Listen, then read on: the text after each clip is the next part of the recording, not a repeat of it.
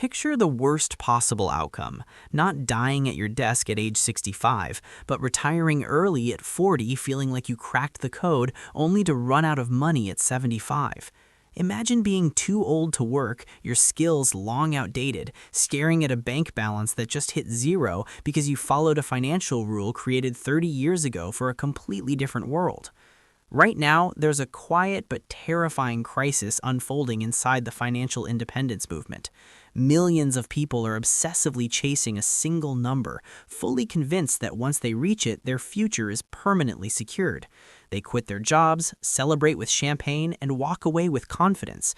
But here's the uncomfortable truth no one likes to admit. The math that promised freedom has a failure rate. And if you land on the wrong side of it, you don't just lose your lifestyle, you lose your dignity. The difference between lasting wealth and financial collapse isn't luck. It comes down to the gap between two multipliers, 25x and 33x. My name's Andrew, and I spend far too much time studying the invisible boundaries that separate rich from wealthy, and more importantly, secure people from anxious ones. If you're grinding right now, saving aggressively, chasing financial freedom, but quietly wondering if your numbers might be wrong, hit subscribe and like this video. Today, we're putting the most sacred rule in personal finance on trial. We're dissecting the 4% rule. We're examining why the 25x benchmark may be dangerous in the economic reality of late 2025, and why the 33x rule might be the only reason you'll ever sleep peacefully. This isn't about spreadsheets, it's about making sure you're never forced to work at Walmart when you're 80. The appeal of the 25x rule is simple. It feels achievable. Based on the Trinity study, the idea is straightforward. Take your annual spending and multiply it by 25. That's your freedom number. Spend $50,000 per year and you need $1.25 million invested. The theory says you can withdraw 4% annually, adjust for inflation, and your money should last 30 years. But the key detail is right there. 30 years. If you retire at 65, that math gets you to 95. The model works. But most people watching this don't want to retire at 65. They want out at 40 or even 35. Retire at 35 and suddenly you don't need your money to last 30 years, you need it to last 60. That's where the cracks appear. The Trinity study showed success rates around 95% over 30 years. Stretch that timeline to 50 or 60 years and the odds drop sharply.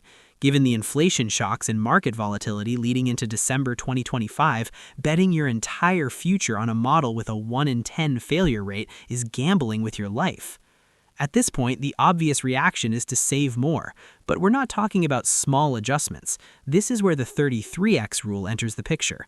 Instead of withdrawing 4%, you reduce it to 3%.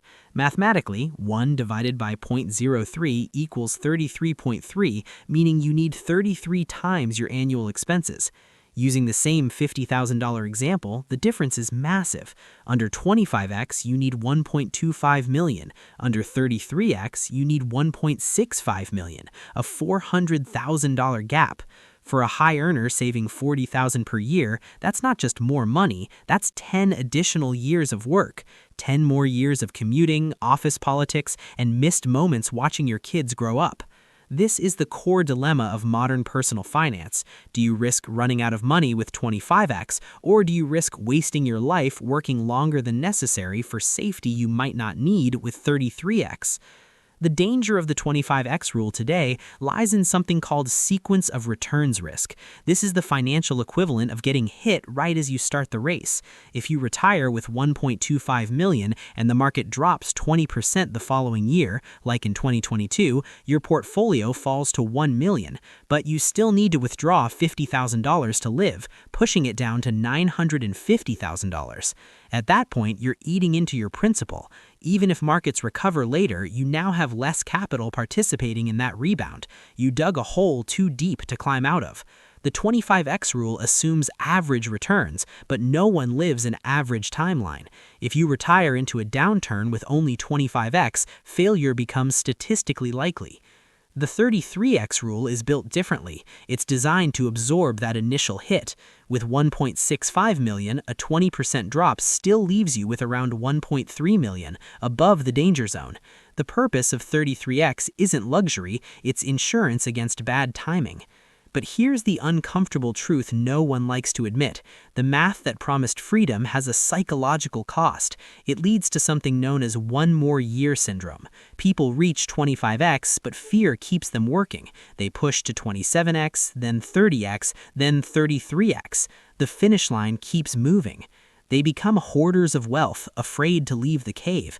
While 33x is mathematically safer, the value of each additional dollar drops sharply. If you're 50 and keep working until 55 just to feel safer, you traded 5 of your healthiest years for a marginally thicker cushion. Money can be earned again, time cannot. There's a cruel irony in being the richest person in the graveyard. So how do we solve this? Because neither extreme is perfect. The key realization is that retirement isn't an on or off switch anymore, it's a dimmer. The biggest mistake is assuming you'll spend the exact same amount every year, perfectly adjusted for inflation no matter what happens. That's robotic thinking. Humans adapt. The smarter approach is a dynamic guardrail strategy. You aim for 25x as your exit the job I hate number. Once you hit it, you're functionally free.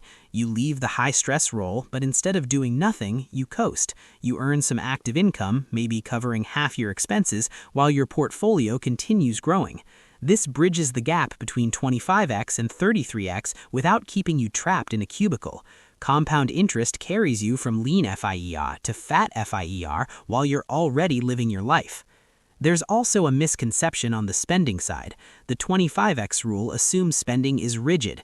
In reality, spending is flexible. If markets fall 20%, are you still taking that $10,000 Italy trip? Of course not. You stay home, cook more, and trim your budget by 10 or 15% temporarily. That flexibility is what makes 25x viable. If you're willing to adjust during downturns, 25x works. If you want to spend freely regardless of economic conditions, then 33x is the cost of that rigidity. The higher number isn't about wealth, it's about refusing to adapt. Another variable that's become impossible to ignore in late 2025 is healthcare and longevity.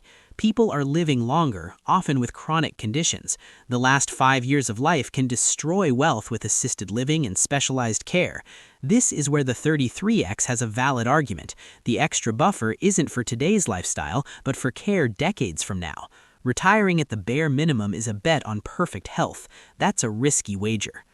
In the end, the 25x versus 33x debate comes down to personality. Optimizers trust their ability to adapt. They know they can consult, cut expenses, or pivot. For them, 25x is enough. Pessimists with high anxiety will feel trapped at 25x, checking portfolios daily and panicking at every 1% drop. For them, the extra years to reach 33x buy peace of mind, not money. So here's the real action step. Stop blindly chasing numbers from blogs. Run your own scenario. Examine your spending.